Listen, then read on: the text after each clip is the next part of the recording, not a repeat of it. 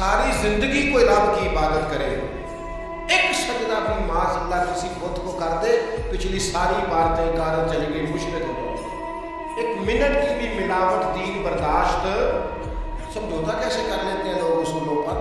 نہ کریں سمجھوتا، آپ ذرا کھڑے ہونا سیکھیں، آپ تھوڑا ڈٹنا سیکھیں، آپ تھوڑا اپنا مورال بلند کریں، آپ کا کوئی سٹیٹس ہونا چاہیے، کوئی معیار ہونا چاہیے۔ اپنے مقصد پر کبھی بھی کوئی سمجھوتا نہیں ہو سکتا، نہیں ہو سکتا۔ تو ایک تو اصولوں پر سمجھوتا نہیں، دوسرا دھمکیوں کی پرواہ نہیں۔ زندگی جو ہوتی ہے نا، اس نے بہرحال ختم ہونا ہوتا ہے۔ تو اگر کوئی شخص اپنے نیک جائز اور دینی مقصد کے راستے میں دھمکیوں کی پرواہ کرنے لگ جائے، وہ خیال ہی نہ کرے کہ میں دین بیان کر رہا ہوں اور پھر دو چار باتیں پوری ہوئی نہیں اور وہ ڈر جائے، تو وہ کمزور پڑ جائے گا۔ ایک دو چار پانچ منٹ کے اندر بلیک میل ہو جاتے ہیں لوگ، کوئی برداشت ہی نہیں کر پاتے، نتیجے اس کے ٹھیک نہیں نکلتے۔ یہ کام بھی کفار نے کیا۔ نبی پاک علیہ السلام نے اعلان نبوت کیا تو سلسلہ جب آگے چلا، ایک ٹائم ایسا آیا کہ ساری برادری اکٹھی ہو کے جناب ابو طالب کے پاس آ گئے۔ یہی چچا تھے جو حضور کی ہر حوالے سے طرفداری بھی کرتے تھے، حمایت بھی کرتے تھے۔ وہ آئے، آ کے جناب ابو طالب سے کہا کہ یہاں تو آپ اپنے بھتیجے کو منع کریں، وہ ہمارے معبودوں کو برا بھلا کہہ کے ہمارے جذبات کو ٹھیس پہنچاتے ہیں معاذ اللہ، یا پھر آپ تیار ہو جائیں ہم سے جنگ کرنے کی۔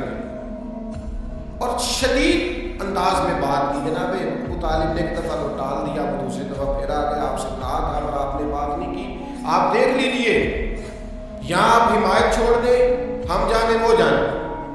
اور شدید دھمکی دی انہوں نے۔ جناب ابو طالب اب بوڑھے تھے، اور پھر یہ کہ ساری برادری، انہوں نے نبی پاک علیہ السلام کو بلایا، سرکار تشریف لائے، تو کہا بھتیجے میں نے ہر موقع پر آپ کی مکمل حمایت کی ہے، میں ساری برادری کا بوجھ نہیں اٹھا سکتا، آپ اپنے قبیلے کے ساتھ بیٹھ کے بات کر لیں۔ اور وہ کہہ رہے ہیں کہ یہاں تو آپ باز آ گئے، یہاں پھر جنگ ہو گئی۔ تو یہ میرے رسول پاک علیہ السلام کا مقصد کے لیے عزم ہے۔ نوجوانوں سنو اور یاد رکھو، کریم فرمانے لگے کہ ذرا لفظوں کی حرارت دیکھنا اور جملوں کا روب دیکھنا اور گفتگو کا ولولہ دیکھنا۔ کریم فرمانے لگے چچا یہ میرے سیدھے ہاتھ پر سورج لا کے رکھیں اور دوسرے پر چاند لا کے رکھیں تو دین کی تبلیغ پھر بھی نہیں چھوڑوں گا، کہتا رہوں گا لا الہ الا اللہ۔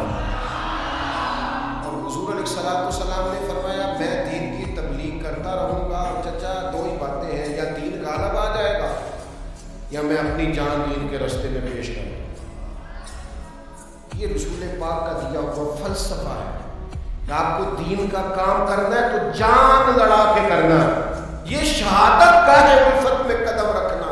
لوگ آسان سمجھتے ہیں مسلمان ہونا، آپ کو پھر پوری مشقت کے ساتھ زخم پہ زخم کھا کے جی خونے جگر کے گھونٹ پی آہ نہ کر لبوں کو سی۔ یہ عشق ہے، کوئی دل لگی نہیں۔